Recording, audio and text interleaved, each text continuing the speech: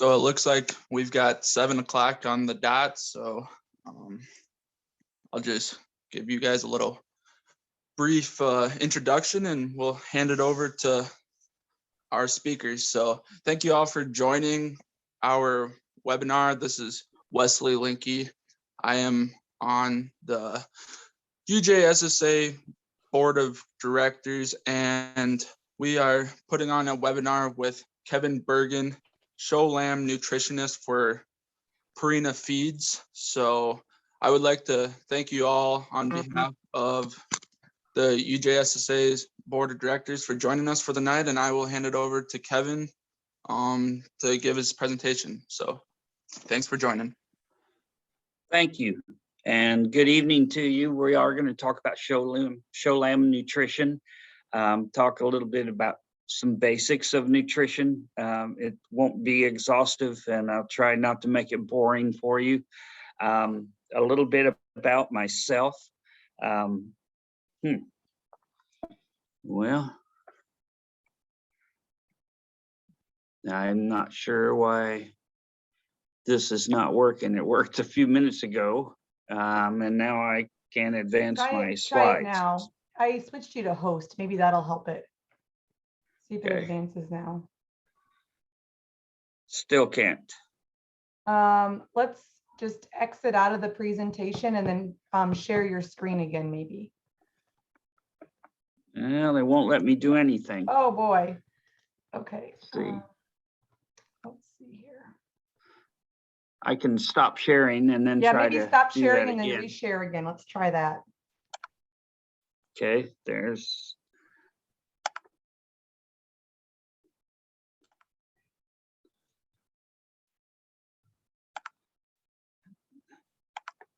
Let's try this. Yes, that's working. There we Excellent. go. Okay, perfect. Technology, it's a wonderful thing.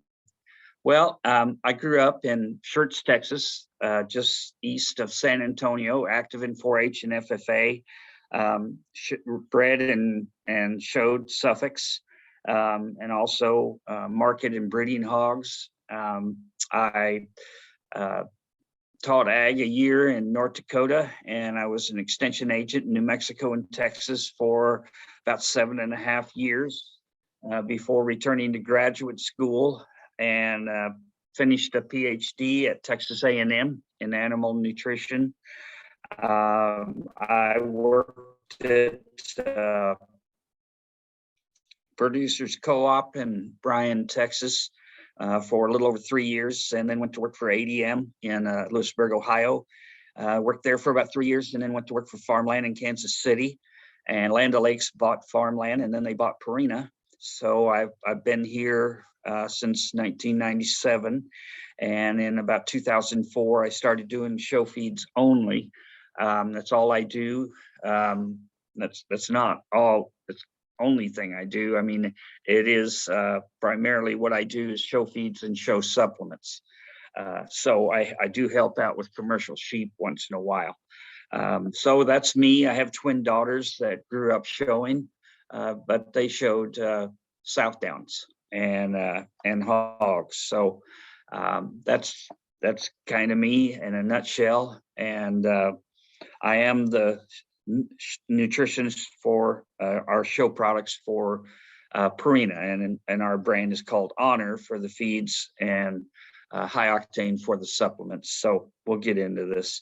We're going to talk about a little bit about basics, maybe some creep feeds, and just that's brief. That's not going to be very long. Some nutrition and management, and then the supplements, how they can help you achieve your goals and what you're trying to do. Let's start with nutrients, and water is the most important nutrient. Water is directly related, water intake to feed intake. So if your animals aren't eating, check the water, number one. Make sure it's clean, fresh, cool, and abundant, and all they want all the time. Anything that impairs or interferes with water intake is going to interfere with feed intake and subsequent performance. So look at that, number one. And then energy or calories. Energy in terms of nutrition is a measure of calories in the diet. I know that energy, sometimes we say, well, he's a high energy person, or maybe my horse has a lot of energy, or so on. But when we're talking about nutrition, we're talking about a measurement of calories, of energy. It's the fuel for everything. Every metabolic process has a caloric cost, and it takes some energy to accomplish those things. Crude protein is a estimate of nitrogen in the diet, and we'll talk about it here in a minute as well. Fiber is another component of the total diet, and a nutrient for sheep, as well as minerals and vitamins. And those two things at the bottom are very, very important. Minerals are used as catalysts in biochemical reactions.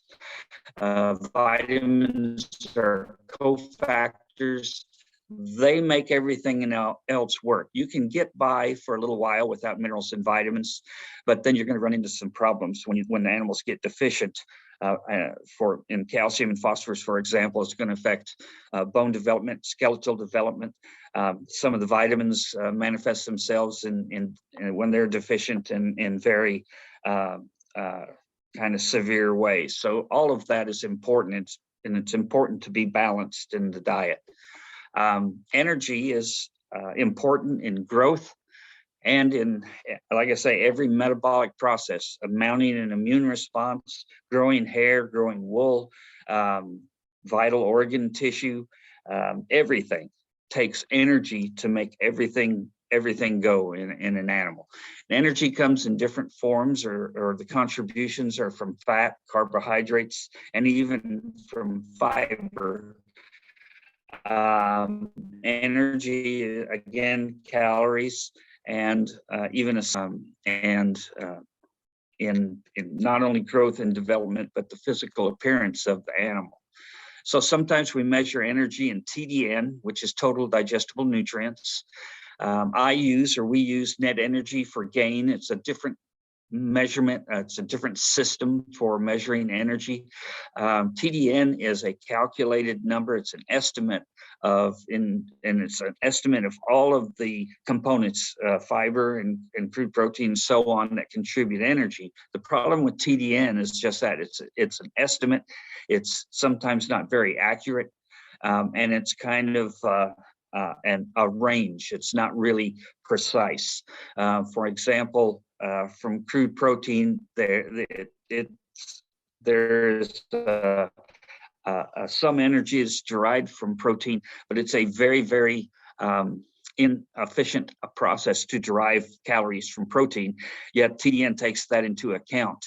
So net energy for gain is measured, it's calculated from measurements. So it's more precise. It will give you a better idea of the performance of the animal. So that's why we use net energy for gain. TDN is still used by many nutritionists and many people. The difference here is in precision and accuracy, where net energy is just better for predicting performance. Crude protein supplies amino acids. There's non-essential amino acids and essential. Non-essential just simply means that the animal can manufacture them themselves or synthesize those amino acids themselves, where essential means we have to feed it to the animal because they're not able to synthesize those amino acids, or they can't synthesize them in sufficient quantities to meet the animal's needs. So we have to feed those in the diet. And for pigs, for example, it is extremely important. The beauty of ruminants is that in the rumen is full of microorganisms, bacteria, fungi, protozoa, and so on. And those microbes, the bugs, as we call them, can take a lower quality protein and turn it into a higher quality protein. They can do some of that synthesizing themselves.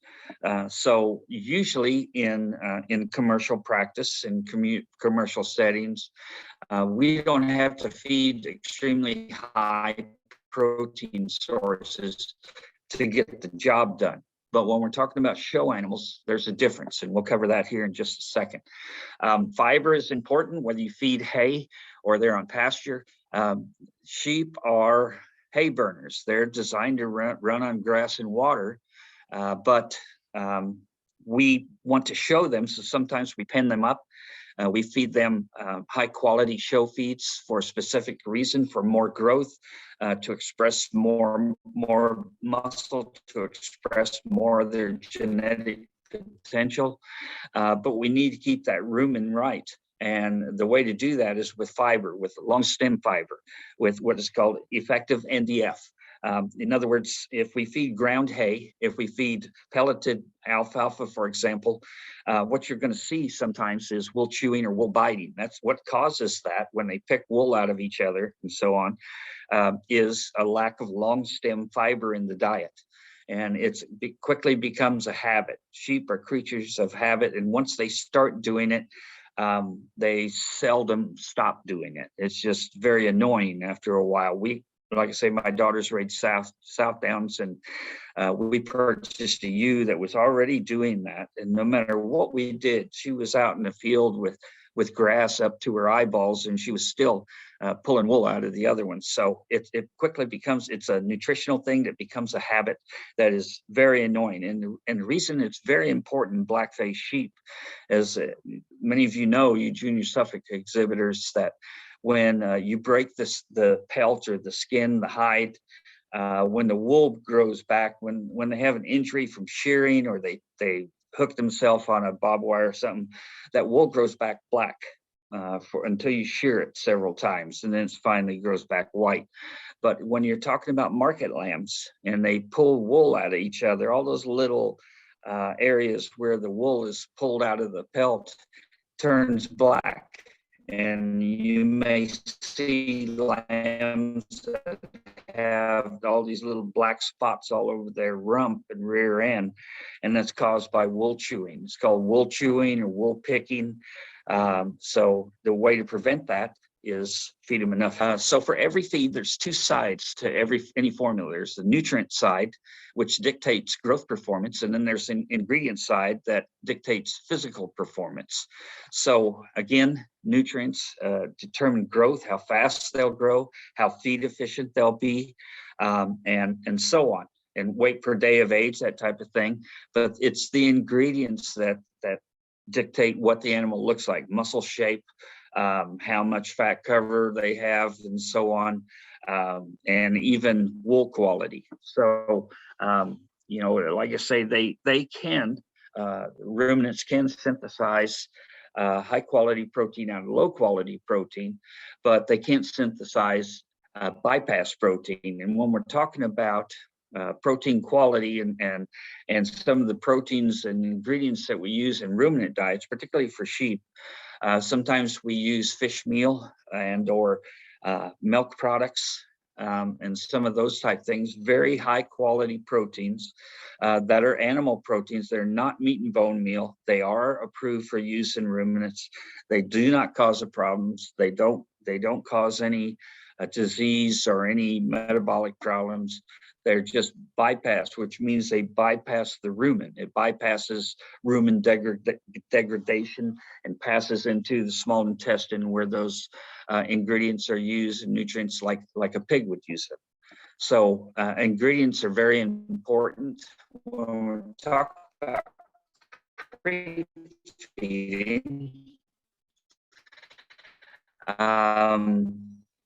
Feeding is that when lambs start to eat, usually try as we might, many club lamb type breeders because many of their customers come to look at lambs like the week they're born, within 4 or 5 days old, to pick out their lambs.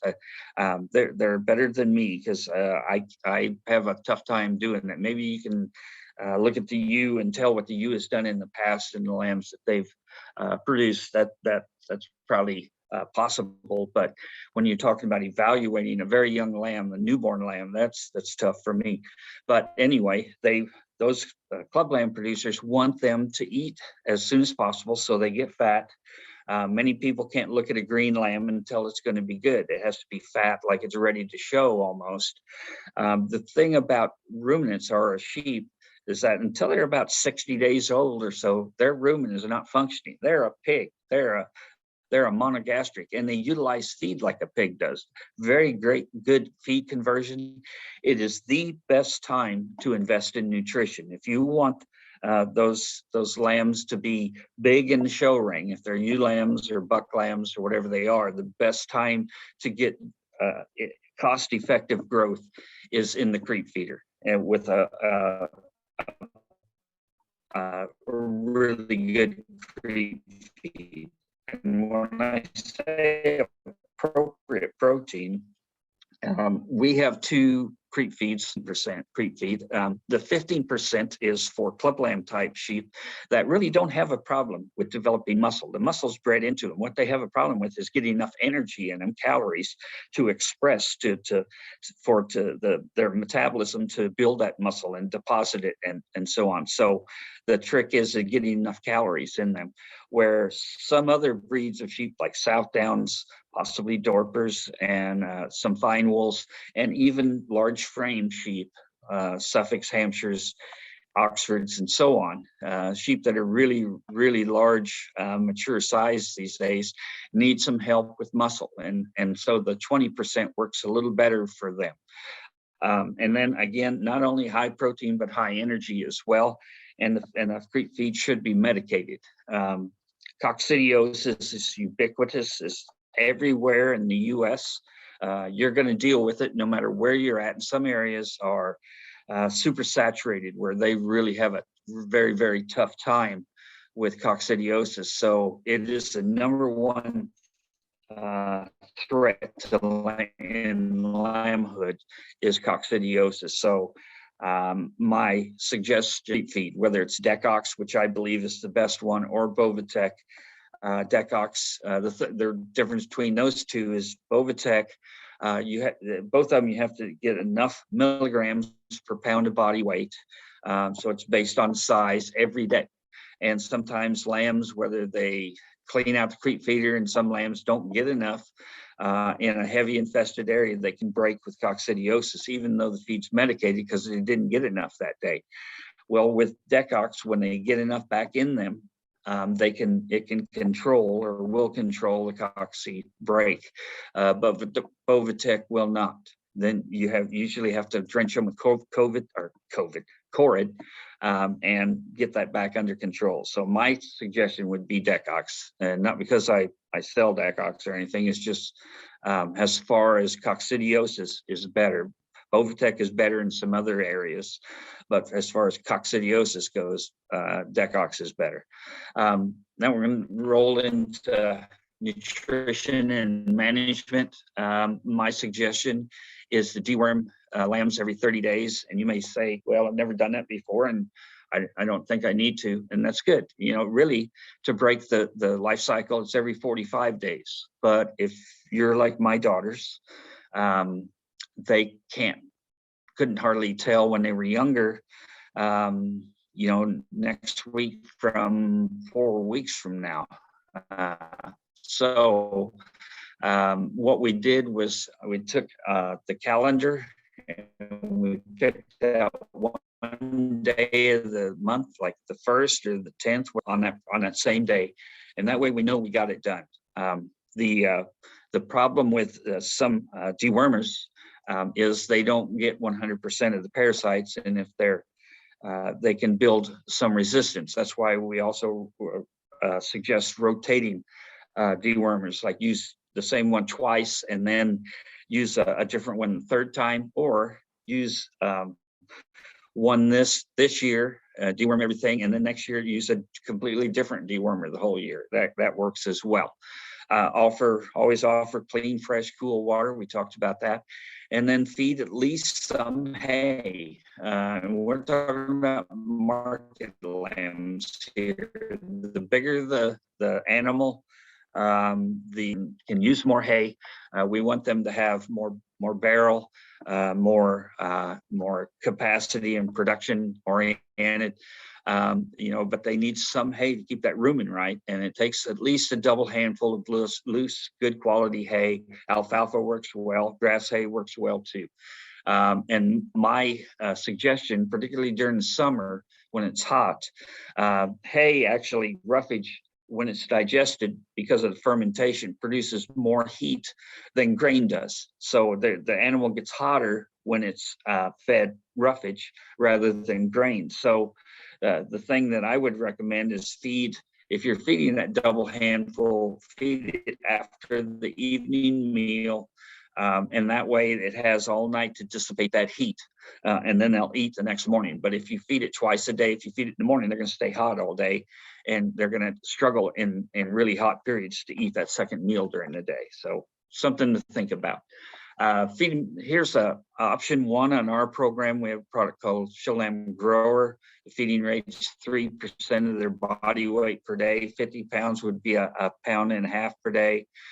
70 pounds would be roughly 2 pounds a day. And of course, 100 pounds would be 3 pounds a day.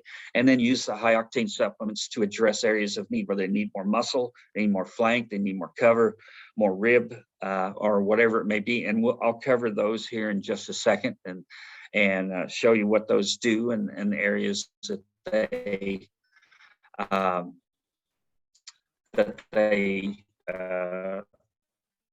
work on.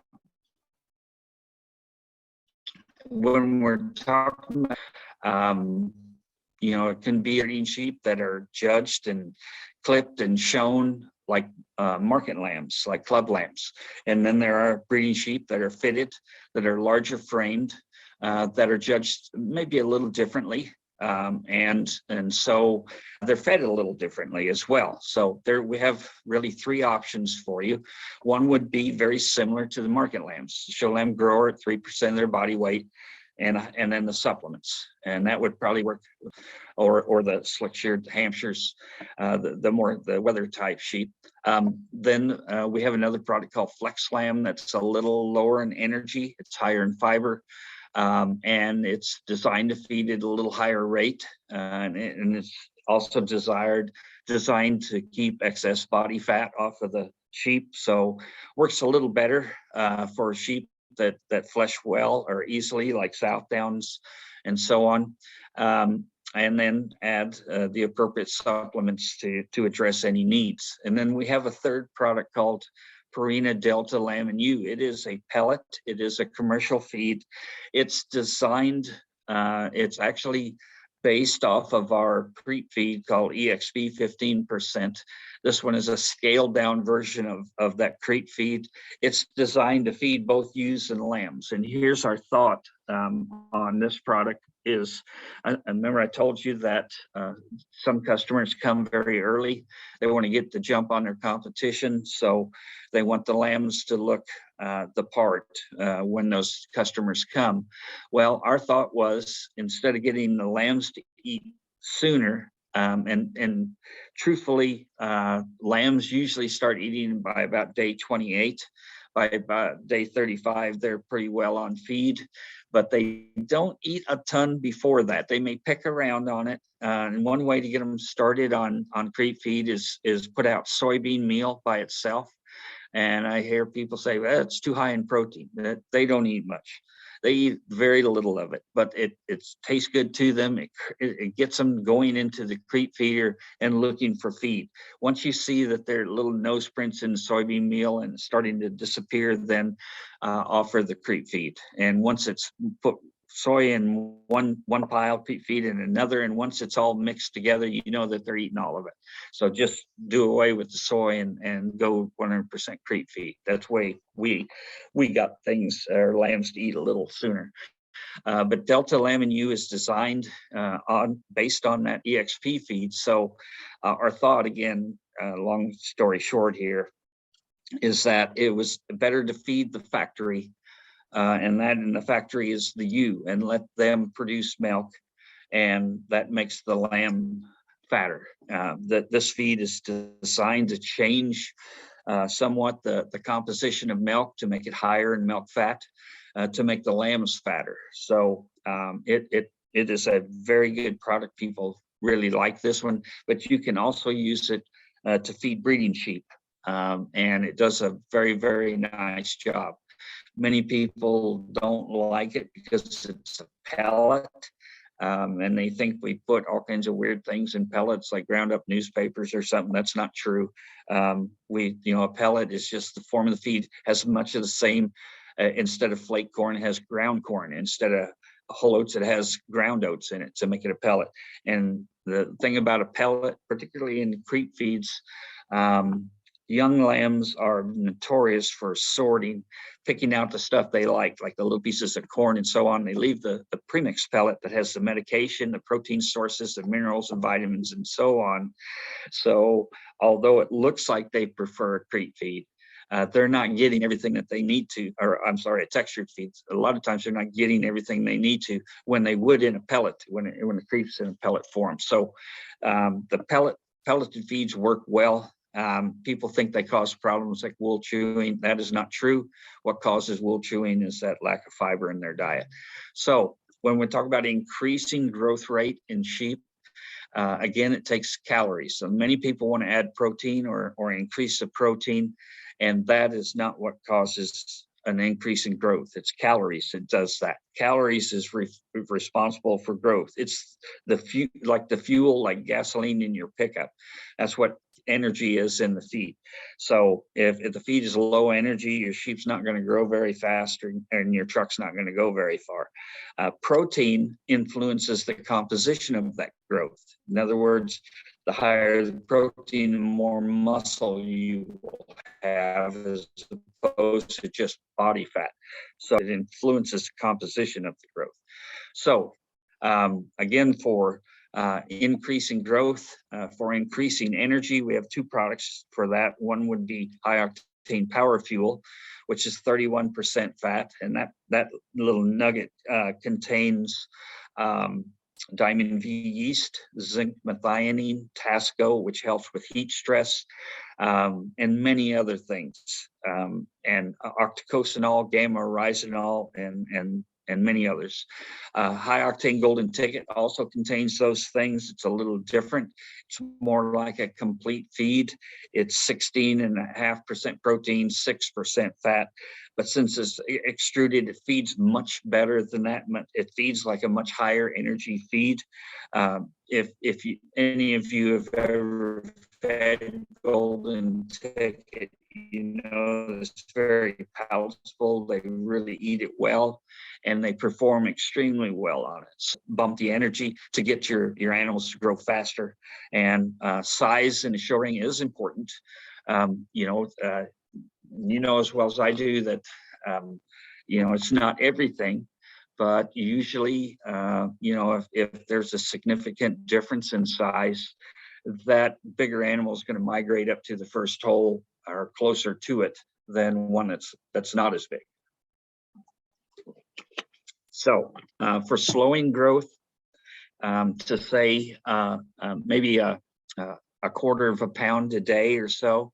This is for market lambs. On our products, it would be a pound per day of our show lamb grower, 1.5 pounds of Champion Drive, and 4 ounces of depth charge just to expand and keep them fuller appearing. And it takes the curbs the hunger, it takes the edge off of hunger. For zero growth, 0.5 pound per day grower, 2 pounds of Champion Drive, and 4 ounces of depth charge. This is for lambs that are 130 pounds or better. So you might think, well, Champion Drive's 32% protein. That's a lot of protein. That's too much. Well, not really.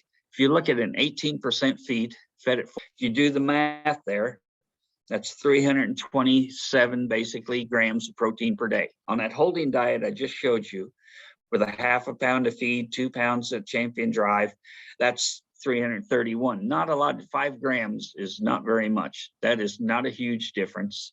So it's not the percent in the feed, it's the amount per day. That if this number was closer to 500, yeah, that's too much protein, 500 grams probably. So again, it's the amount per day, not just the percent in the feed. Here's some rules of thumb for market lambs. Feed with the end in mind.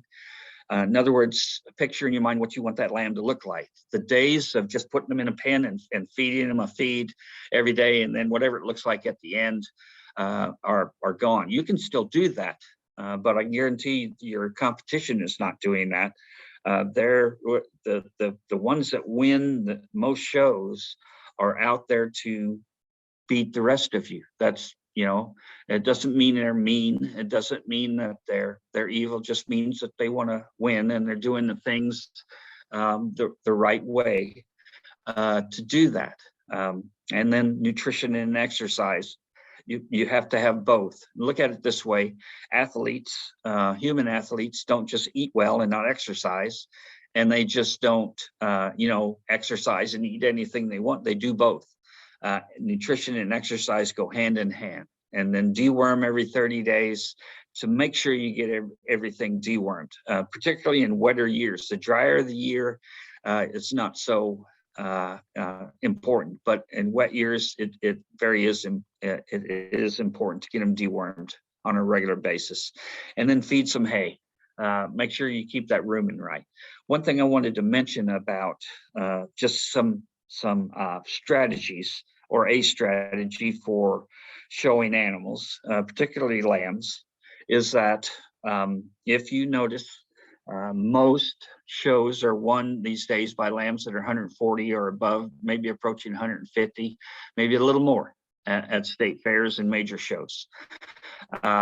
So those are heavyweight lambs, or in the heavier classes.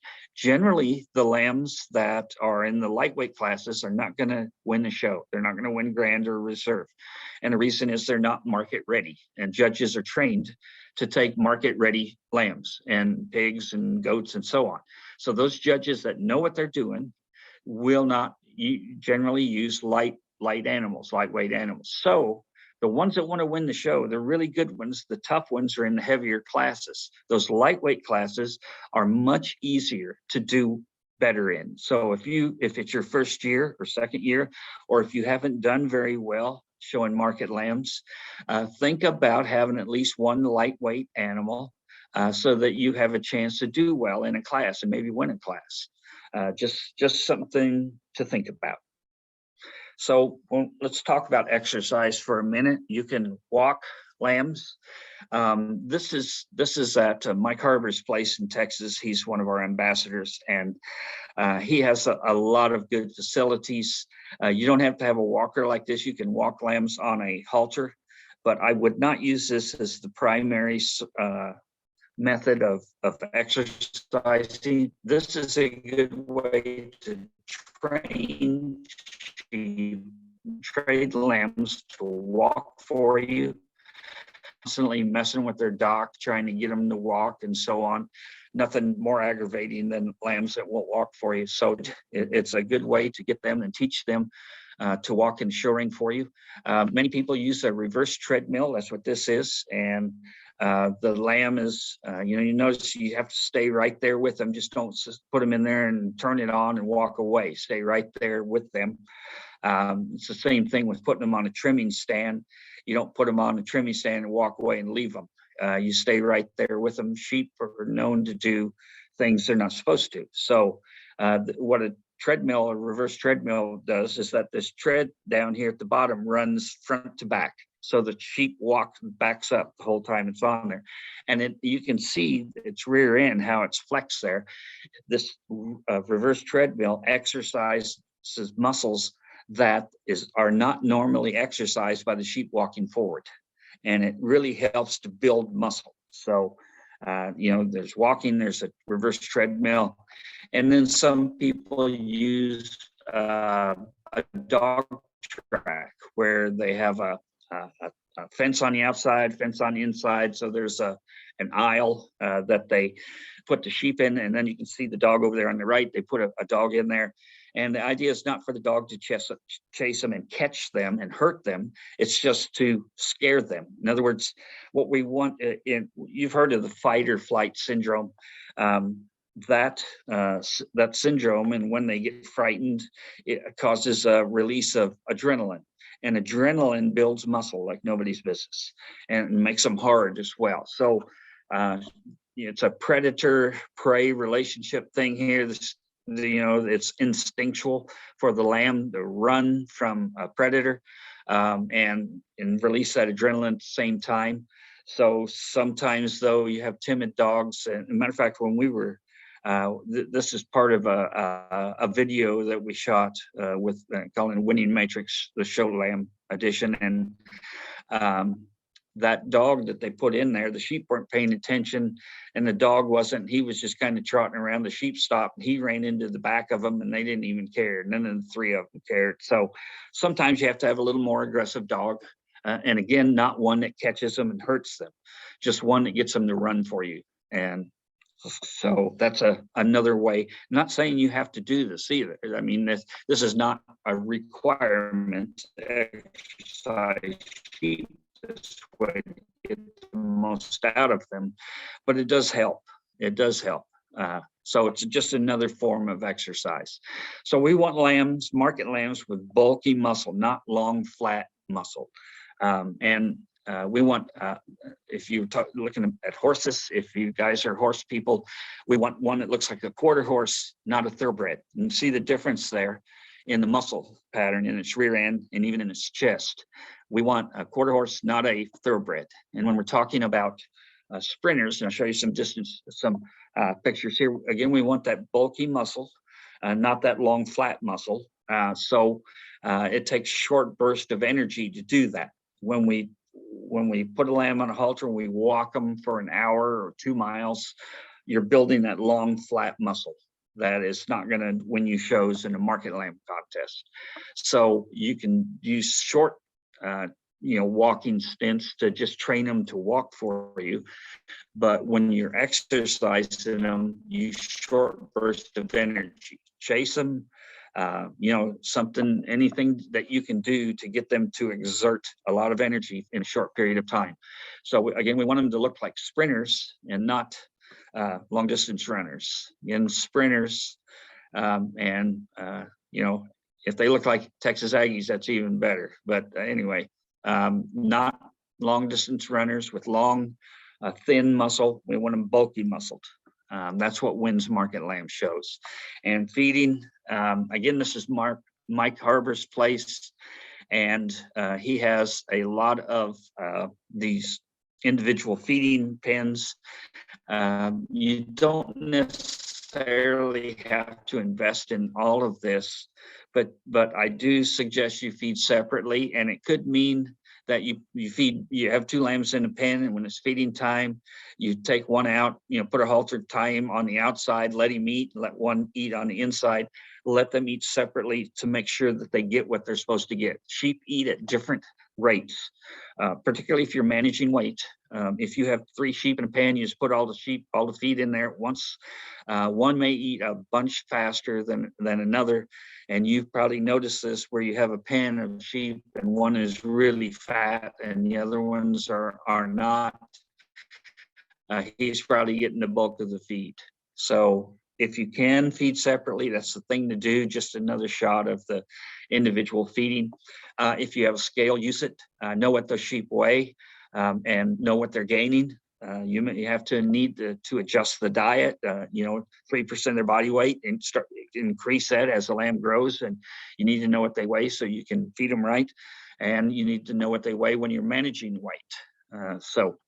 Our supplements, I look at them as a toolbox to get done what you need to do for the show ring.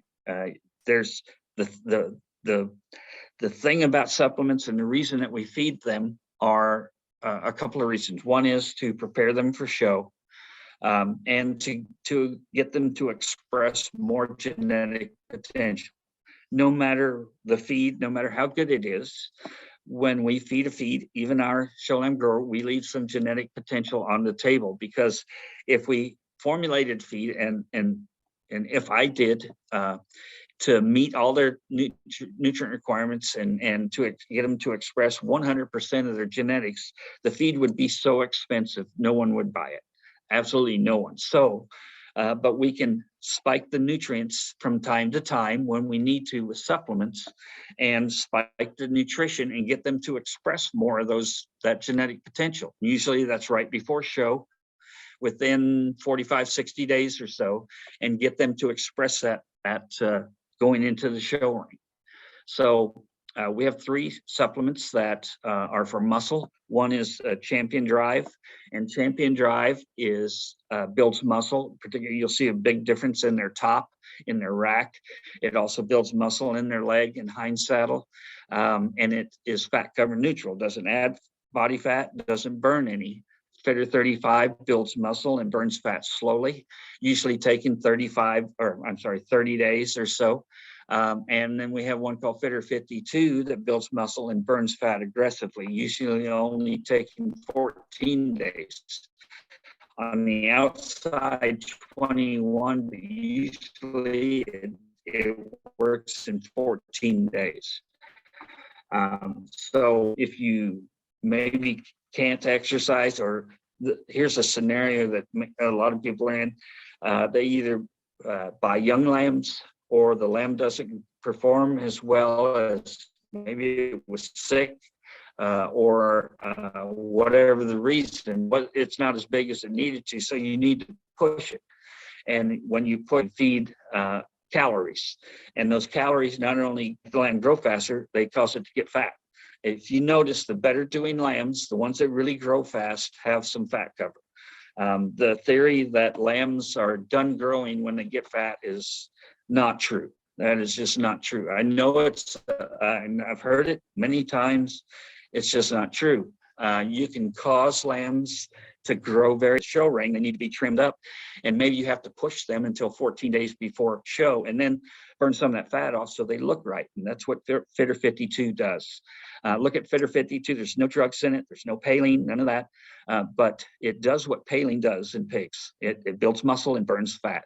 And it's approved. It's safe for all show livestock, for pigs, lambs, goats, cattle, the whole works. Here's just a brief show you what Champion Drive does. They fed an 18% feed. It wasn't ours, it was someone else's. And they fed 30 days on Champion Drive and Ultra Full. And here's a closer look at the difference in 30 days. That is a big difference in muscle and in flank and body depth and so on. There's just way more sheep on the right than there was on the left in 30 days. The only difference, feed more than one supplement at a time. You can feed multiple if you need to. For energy supplements, we have 2, Power Fuel and Heavyweight. Heavyweight is more for pigs. Power Fuel is really good for lambs. 4 to 8 ounces a day generally gets you everything you need. Depth Charge expands rapidly and helps with width and rib shape. Ultra Full expands progressively, a little slower, so it helps lower the flank and fill it out. So look at it this way. Depth Charge works through the rib and through the center part of the body, and Depth Charge lowers the flank and fills it out. Or I'm sorry, Ultra Full lowers the flank and fills it out. So, and these are not terribly expensive either. Depth Charge comes in a 25-pound bag, Ultra Full in a 50-pound bag, and they're typically about or a little less than the cost of a regular bag of feed. So, and the feeding rates are not high, 4 to 8 ounces for Depth Charge and 8 to 16 ounces for Ultra Full. So they do a lot for not very much money. And then Alleviate is for digestive comfort. If they're bloating, Alleviate will help alleviate bloat. It will also control acidosis. So if you're having lambs that are off feed and on feed, that's a typical symptom of acidosis. And what happens is it's caused from not enough fiber in the diet. And not only that not only causes wool chewing, but it causes sheep rumen drops. They eat a meal, the pH rumen drops, and bugs, microbes live at a certain pH, and it drops below that. It kills the bugs. They get sick and won't eat. And they don't eat, the pH comes back up. They feel better. They eat another meal and the pH drops, and so on. So they're on feed and off feed, on feed and off feed. Roller coaster effect, typical of acidosis. Alleviate fixes that. And typically 8 to 12 ounces a day for Alleviate will get them back under control. And then in 7 to 10 days, when they're under control, you can feed a maintenance level 4 to 8 ounces a day. It works very well. We have a fly feed through fly control where you feed it. It passes through the digestive tract intact. It's deposited in the manure. The flies lay eggs in the manure, they hatch, and then Clarifly interrupts the development of the larvae, and they never get to an adult stage, and that's how it controls flies. And again, it passes through the digestive tract just the way it went in, so it's not absorbed, so it's safe. It's very, very safe for animals. And I believe this is 16% protein, 3% fat. So the nutrients are going to be very compatible with your show feed, and it's a pellet and very palatable. This is just a diagram of where the products work. We can get you that if you want. I'll show you my email address at the end, and if you send me an email, I will email this to you. But you can see exactly where all the products work. And Golden Ticket is one that I did not talk about. That's our newest one. I talked a little bit about it in pushing or increasing growth rate. But Golden Ticket is also extruded like pet food, and it's super palatable. It just does a number of really, really good things. If you need to push one, if you need more mass, and that's what it's best at, is mass is both muscle and fat cover. Has live yeast in it, has Zinpro, Tasco for heat. It has medium chain fatty acids from coconut oil. It has ground flaxseed, which is a great source of omega-3 and 6 fatty acids. It's kind of the ultimate feed, I guess. Just some lambs that were fed this year since January, the Grand at Fort Worth, the Reserve Grand at San Angelo, the Reserve Supreme U at San Antonio, the Grand at Houston, the Reserve Grand at Houston, at the Reserve Grand at Austin, which is Star of Texas, and the Reserve Grand at the Oklahoma Youth Expo. We're all fed our show lamb grower and some of our supplements. So the products do work, particularly supplements work extremely well. This is my email address, kgburgoon@landolakes.com. You can also find information at purinamills.com. But if you have questions that we'll try to answer some here in a second. But if you want any of the material that I presented to you, particularly that where they work diagram, I'd be happy to send it to you. Any questions I could answer for you, I guess. And I'll turn it over to you guys for questions.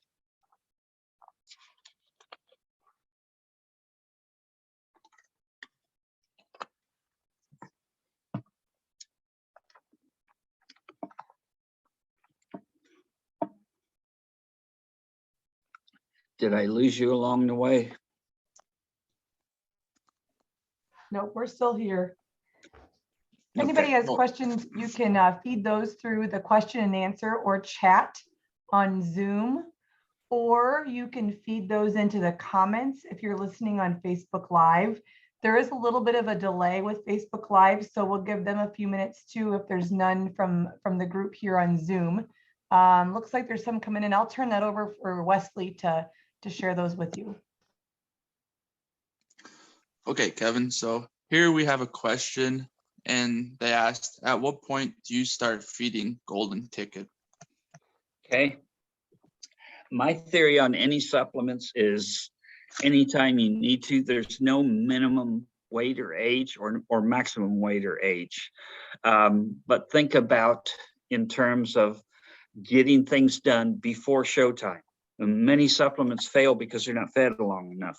So generally, Golden Ticket works in 21 to 30 days, but it keeps working longer than that.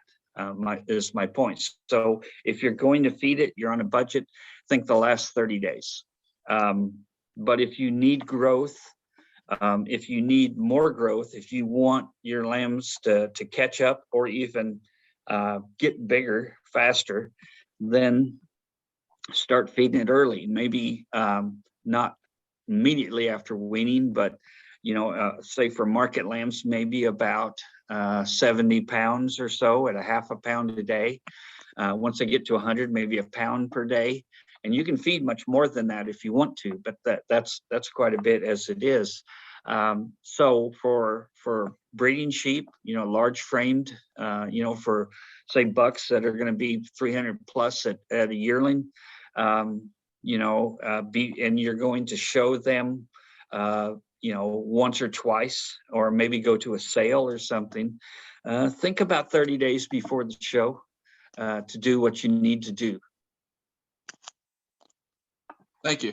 So here we have another question, I guess.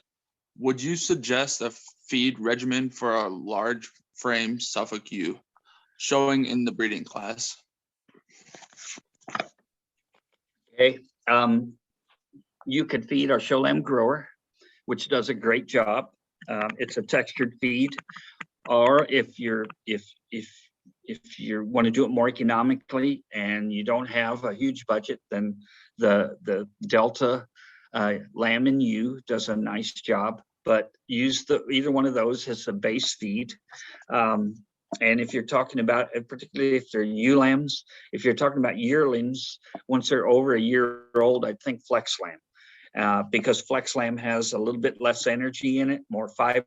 It's going to help you with body, and it's going to prevent excessive fat buildup. So those are the ones that I would recommend, as well as, again, sometimes large frame sheep that I have seen, let's say it's Sedalia or Louisville or other show state fairs, sometimes they're kind of tucked up in their flank and they need some depth, they need some dimension, they need some production in them.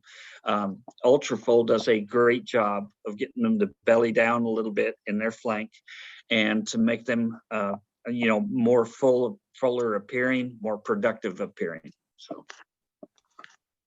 perfect. And I guess just there's been a few people that have asked, this will, I guess, not directed towards you, but yes, we will have this recording archived on suffolks.org under programs. And you can also find it on the videos posted on the United Junior Suffolk Sheep Association Facebook page for you guys that have been asking. So we have another question for you.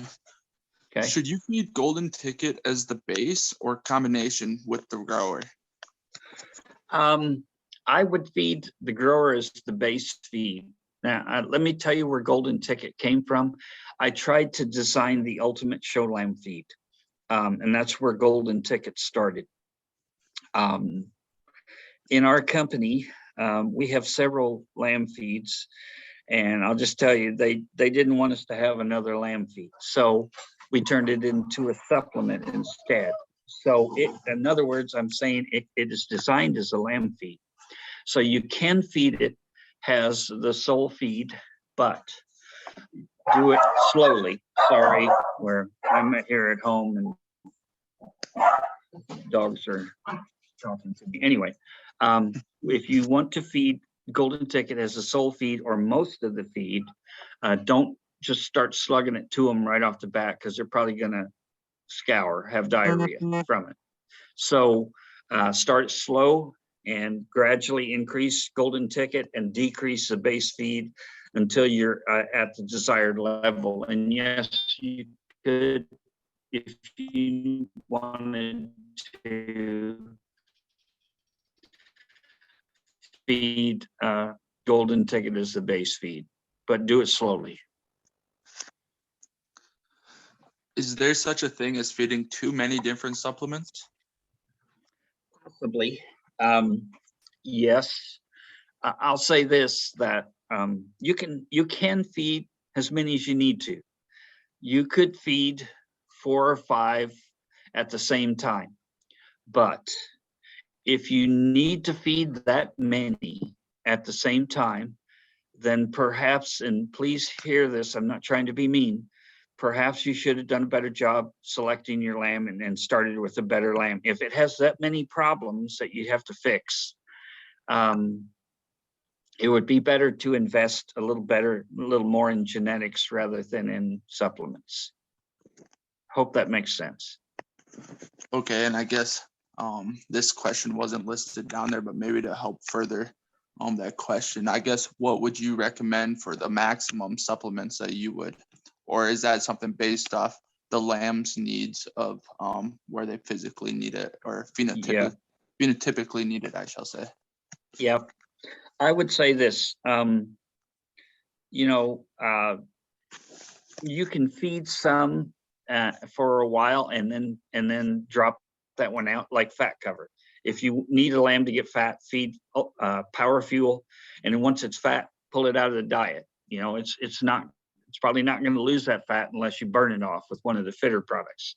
So let's say you need to feed Champion Drive and make the lamb fat, and you need to drop the flank. So that's Champion Drive, Power Fuel, and Ultra Full. You can feed those 3 at the same time, but once the lamb gets to where you need it as far as body condition, then drop Power Fuel out of the diet. Champion Drive keeps right on working. So I would keep that in the diet. And Ultra Full, once the lamb gets, you drop that flank and it's where you want it, you could probably drop Ultra Full out of the diet. And if it starts to get the flank sucked back up, just put it back in the diet, but I doubt it will. So you can feed them 2 or 3 at a time and then drop them out as you accomplish what you need to. So hopefully I answered. Sorry. So for everyone that was wondering about your Golden Ticket product, do you recommend feeding that all summer long when starting at the beginning of show season all the way throughout, or is that something that you feed as your supplement just for a short while, or how do you recommend? I would say you can realistically feed Golden Ticket and it will do pretty much what Champion Drive and Power Fuel both do. So you could feed that 1 instead of 2, unless you need a tremendous amount of muscle. It's not going to do to the same extent that Champion Drive would do. But what I'm saying is you could probably feed that. You could feed it throughout the summer if you wanted to. If you were showing a lot, if you were going from state fair to state fair, maybe to the Junior All-American show, maybe some other shows as well. It depends on how many times you're going to show. If say you show 1st of June, you're not going to show again till the 4th of July. You might be able to drop that out for a week or 2 and then pick it back up, and say 2 or 3 weeks before for your next show as well. So you can pulse it in and out of the diet as you need to. You don't have to feed it. You don't have to start feeding it and then keep feeding it and then pull it out and never feed it again. You can put it back in the diet as needed. Thank you. We have another question that came in. Okay. If a lamb is still a little bit green, what do you recommend the best way to quickly get them to optimal condition for best and quickest muscle gain? Okay. I would say the easiest way is Golden Ticket, and start at a half a pound a day and then wait for about 5 to 7 days and then bump it by a half a pound. So half a pound, then a pound. And the reason is protein supplements, you can feed the full amount right away. But it's the energy that they need to adjust to, because you need to give their metabolism time to adjust that extra energy, or you're going to either knock them off feed or cause diarrhea. So start low or slow and increase slowly. And I've talked so much, I lost track of your question you just asked. Can you restate that question again? Yeah, no problem. If a lamb is still a little bit green, what do you recommend the best way to quickly get them to optimal condition for best and quickest muscle gain? Okay.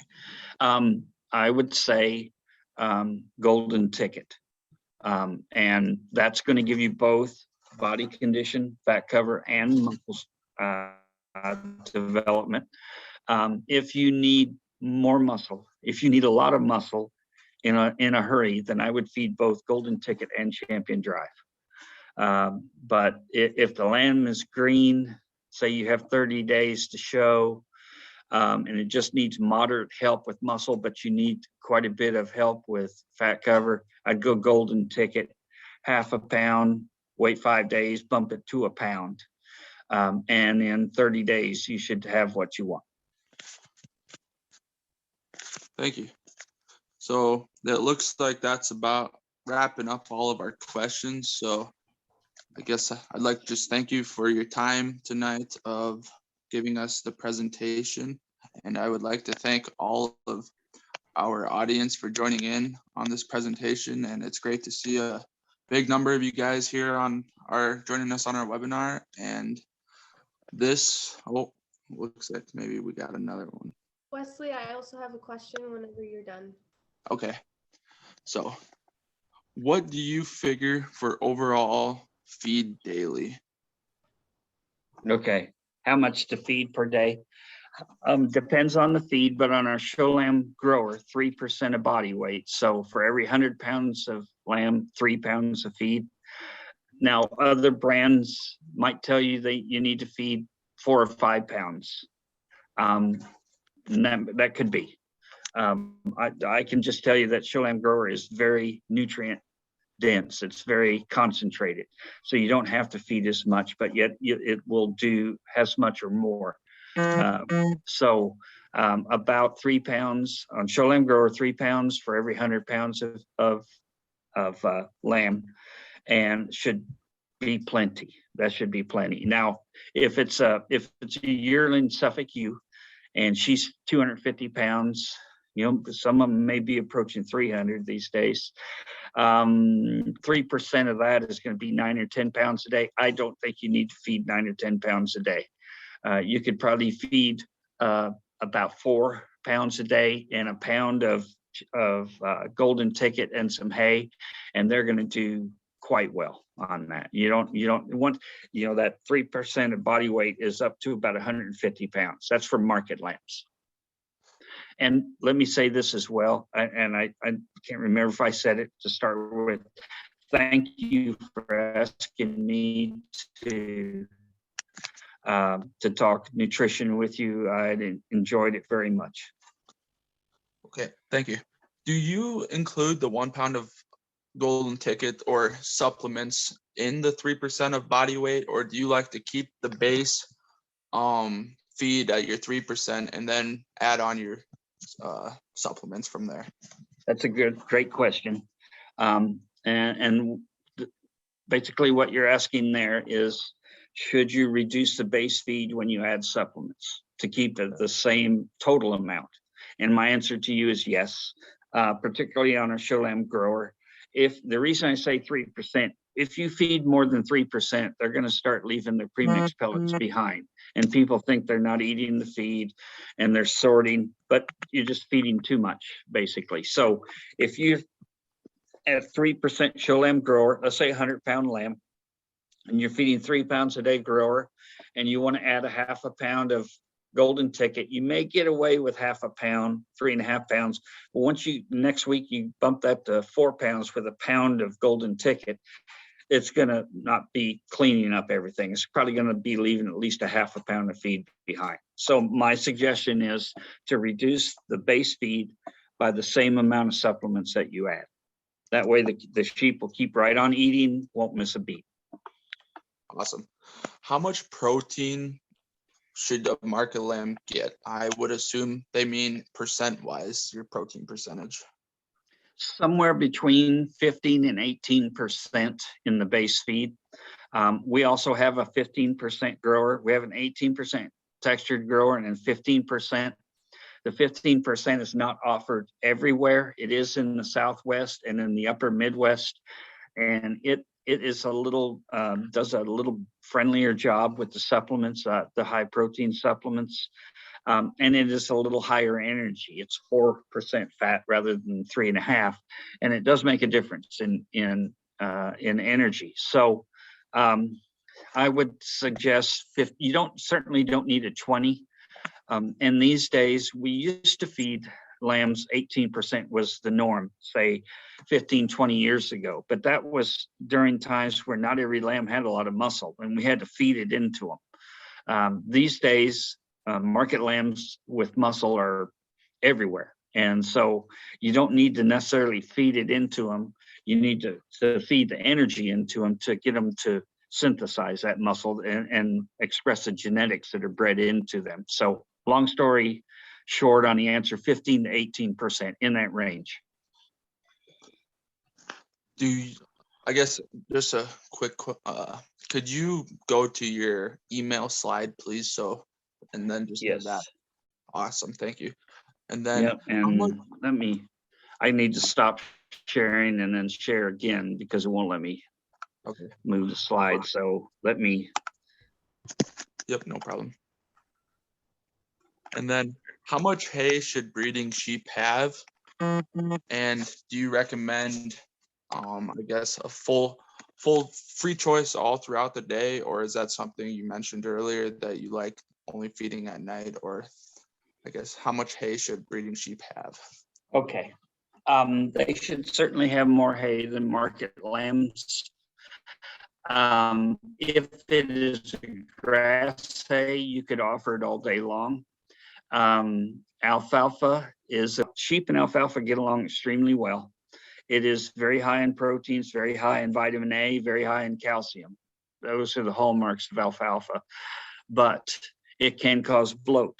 And you could rock along, not have a problem for several months, and then boom, one day it causes bloat. And if it's bad enough, you have a dead animal. So you need to not self-feed alfalfa is my suggestion. You need to hand feed that. And for breeding sheep, maybe twice a day, unless it's really, really hot, and then do it after the evening meal and once a day. But they can certainly have more hay than market lambs. And again, grass hay works as long as it's good quality. It doesn't have to be like horse or super premium hay, but just good quality hay, whether it's a grass and even a grass alfalfa mix works well. Awesome. Sorry to cut in. I have a question from Facebook Live, and it is, what is the ideal protein for club lamb type or creep or young show lambs? What was the first part of that question? I'm sorry. The question was, what is the ideal? I didn't. For club lamb type for creep or young show lambs. Okay. Something's happening where I'm only hearing part of the question. I don't know what it is, probably my computer. I can chime in. The question is, what is the ideal protein for club lamb type for creep and for young lambs? Okay, thank you. For club lamb type sheep that have a lot of muscle bred into them, 15% protein works good. They can get along on 20, but they don't need that really high protein. Again, when we fed the high protein, we're trying to feed muscle into them with the protein and keep the fat off. So if they're weather type sheep, club lamb type sheep, then a 15% protein and 4 or 5% fat, probably at least 5% fat. And for younger lambs, here's what I would suggest for club lamb type sheep. On our products, it would be called EXP 15%. It's 15% protein, 5.5% fat. It's a pellet. Feed that and offer that free choice until they're weaned, but do not wean them and change feeds at the same time. Many people wean, they change feeds, they give shots, they do a number of things all at weaning, and that is a tremendous amount of stress. that sometimes some lambs never overcome. So wean the lambs, keep them on the same feed. A week to 2 weeks later, then transition them to a newer feed, a textured feed, if you will. And what I mean by transition is blend the 2 feeds 50-50 for 2 or 3 days and then go 100%. Never, never, never switch cold turkey on sheep. That's a recipe for disaster. So transition to, in our products, it would be an 18% grower, the show lamb grower. And then if you have the 15% available in your area, once they get to about 100 pounds, transition them to the 15%. That's for market lambs. For breeding sheep, I would feed for Suffolks, for breeding sheep, large framed, I would feed our 20%, which is creep feed, which is called show lamb creep pellet, and offer it free choice in the creep feeder. Again, wean them onto that. I would not offer it free choice. As soon as you wean, I'd start feeding twice a day. And then again, 7 to 10 days later or so, transition them to whatever feed you're going to feed, whether it's a show lamb grower or Delta lamb and ewe works well, or even a flex lamb. But don't do it right at weaning. Again, do it after weaning, 7 to 10 days. For breeding sheep, I'd leave them on the textured feed and right through there until you're done showing them.